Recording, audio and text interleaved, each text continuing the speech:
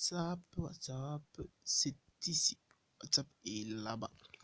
Nous ouvrons WhatsApp et voilà, je vais déjà de publier la vidéo, de publier les textes dans un groupe espace de vie sociale. Et voilà, je ne montre pas. C'est pourtant ils s'aiment, partie D. Et vous savez la fin de la première histoire. Et si vous n'avez pas encore suivi la première histoire, vous pouvez aller suivre toujours, c'est sur la chaîne. Et c'est écrit pourtant ils s'aiment, partie D. Et après l'annonce de l'appel par le recteur, Jordan était si joyeux comme il ne l'avait jamais été auparavant. Les jours tant attendus arrivant, Jordan s'est bien préparé pour ces jours et il n'a pas eu trop sommeil la nuit derrière car il était de plus en plus impatient.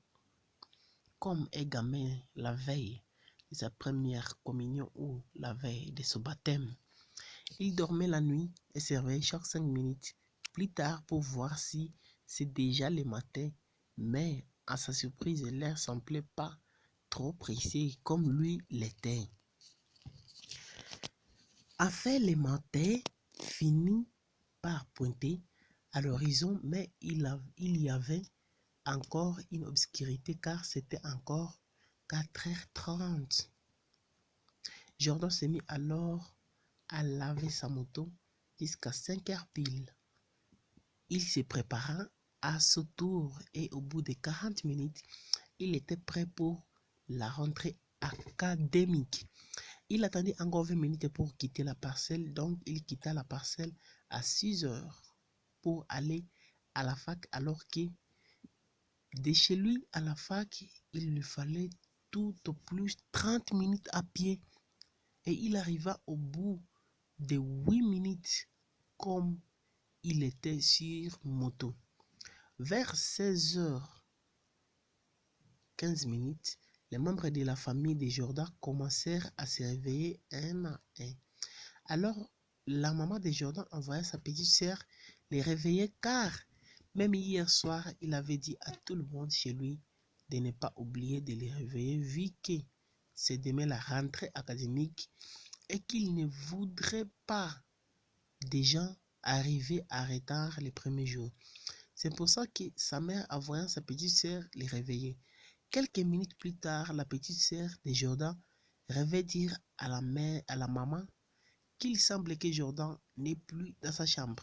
Sa maman pensa qu'il doit sûrement être sous la douche en train de se laver, mais il n'y était pas non plus. Alors la maman pensant qu'il aurait déjà oublié que c'est aujourd'hui la rentrée académique et sa maman ne voulait pas le déranger car ce n'est pas aussi grave que ça de rater les premiers jours. De ce côté, Jordan était déjà dans la concession depuis 6h15 10 minutes, alors que l'heure prévue pour le début du cours et accueil des nouveaux étudiants, c'est 8h, donc il était en avance de 10 minutes, c'est-à-dire d'1h50. Alors Jordan imagina comment il pourrait gaspiller toutes ces minutes en attendant que les autres arrivent. Vers 6h30, on ouvrit la salle pour que ceux qui feront l'installation des instruments, des sons et des projections trouvent la salle ouverte. Alors Jordan y entra le premier et comme il le savait au fond de lui, la salle était vide.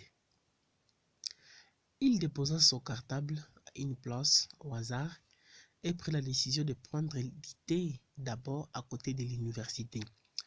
C'était déjà aux environs de 7h30, 7h05 que Jordan partit prendre du thé et il arriva au bout de 15 minutes, donc il ne lui restait que 40 minutes pour que les cours commencent. Jordan s'assit là-bas pendant 45 minutes. Dès qu'il regarda sa montre, c'était déjà 8h05. Alors il retourna à la fac et y arriva vers 8h20, quand la salle était déjà pleine. des nouveaux étudiants et des nouvelles étudiantes. Il sentit déjà l'ambiance de la rentrée académique dans la salle. En entrant, il fut appelé par l'enseignant devant des centaines d'étudiants et d'étudiantes pour justifier ce retard dès les premiers jours. Jordan avançant sans crainte, très bien dans sa peau, car il savait déjà que la fille mystérieuse est quelque part parmi ses étudiantes dans la salle. L'enseignant lui dit: d'où viens-tu? Et c'est Jordan qui répondit: je viens de la cantine universitaire. L'enseignant: tu faisais quoi là-bas? Prendre du thé.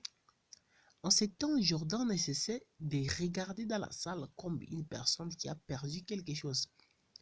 Tu cherches quoi? Ou qui y est dans cette salle? J'ai laissé mon cartable ici avant de sortir. J'étais déjà là bien avant. Sur quelle rangée tu as laissé ton cartable? Sur cette rangée du milieu. Là, chaque étudiant et étudiante regardait à côté de lui s'il n'y a pas de cartable qui ne lui appartient pas. C'est l'enseignant qui dit: ton cartable est de quelle couleur? Et Jordan répondit: c'est de la couleur bleue, monsieur. Une voix si angélique criant dans la salle: il y a ici à couleur bleue où c'est écrit Jordan. C'est toi, Jordan? Oui, monsieur, c'est moi, répondit Jordan. Enseignant, va t'asseoir. Jordan est allé s'asseoir à la place où il y avait son cartable. C'est là qu'il remarqua que la fille qu'il avait vue est celle qui a crié dans la salle. Jordan et Rachel, la fille mystérieuse, sur les mêmes bancs le premier jour à l'université. Oh, tellement que c'est cool. Comment va se passer cette histoire? D'où est-ce que va finir Jordan et Rachel à l'université? Restez connectés sur la chaîne. Abonnez-vous sur la chaîne. Surtout, ne manquez pas à partager la vidéo au maximum. Restez toujours connectés. Merci.